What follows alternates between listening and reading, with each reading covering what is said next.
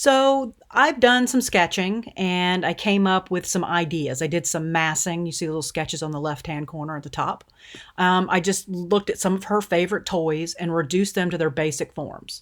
So you could see those are kind of cool. I could see those becoming parts and pieces of what I'm going to do. They are not necessarily going to be exact like that, but it's just sort of give me kind of an idea, something I can show my client. Obviously, in my case, she's not going to care.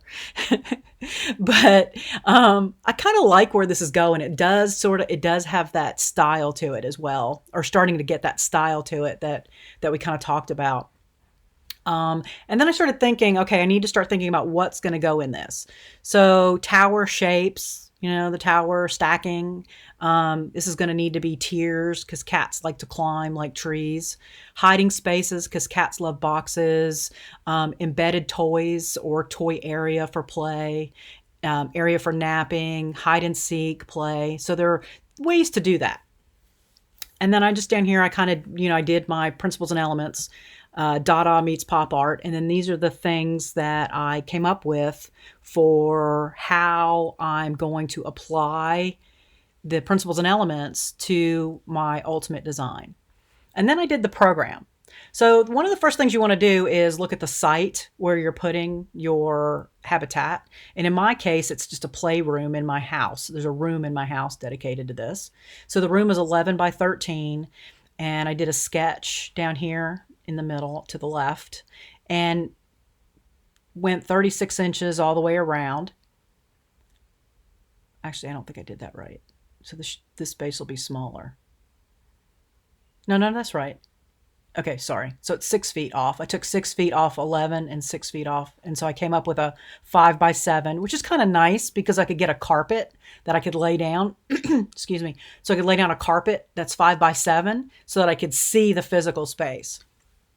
And it's going to be in the middle. So there's circulation to go around it. There are also windows for views. So then what I did was I took this space and I'm over here. I blew it up. So this is sketch. And, these are the windows. This is where the views will be. Privacy for storage, litter box, privacy for nap spaces. Just kind of started laying out just sort of a rough placement of where some things could go. Play, grooming areas. And then I came up with my, I apologize, my rooms. So we would have 3 napping areas. And this is just because I have 3 cats.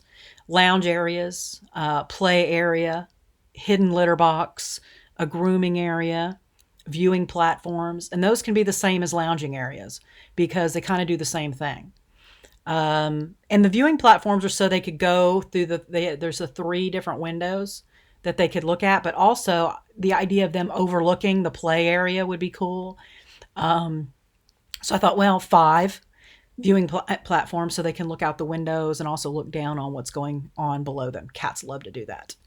And then a storage area for supplies. And this is my program. This is what my basic program looks like. So I know what I'm creating and what I'm putting in there as I begin to start thinking more about how I lay out my spaces. Now this one is harder. I probably shouldn't have done this now that I think back from the sense that this is going to be multi-stories and it's a lot harder to do that in the beginning, but I can pull it off because I've done multiple story buildings. I just want you guys to keep yours a little more simple than this. Anyway, but it's still fun. So it kind of fits into the spirit of the assignments that you'll be doing for this class. The idea is to be very creative, but also to begin to work in those phases that we work in as designers. Those, the conceptual phase, schematic phase, design development phase. Those 3 phases are part of the creative process. And I did some research. I also know cats very well. And the more research you do, the more you learn about your client, the more you learn about your client's needs, the more you ask questions of your client, the more information you'll have, and the more likely you are to come up with the right program, which makes it easier once you start to really get into the visuals of design that you start presenting. It'll be a good connection. So a lot of people want to skip this and just kind of go right into putting some stuff on the paper. You can't. You just can't. You've got to do the planning. You've got to do the conceptualizing. You've got to do the programming. All that needs to be done. Decisions need to be made. You need to understand your client, or it's not design. I mean, that's design is about doing what's right for your client. Okay, so this is it. These are my sketches, my ideas on paper, and we will move into the next step. This is roughly the basic idea of setting up the program. The next thing I'm going to do is start to lay out the spaces themselves, get the program in sort of a rough floor plan, rough massing diagram, and I will show you guys that next and explain that a little bit more.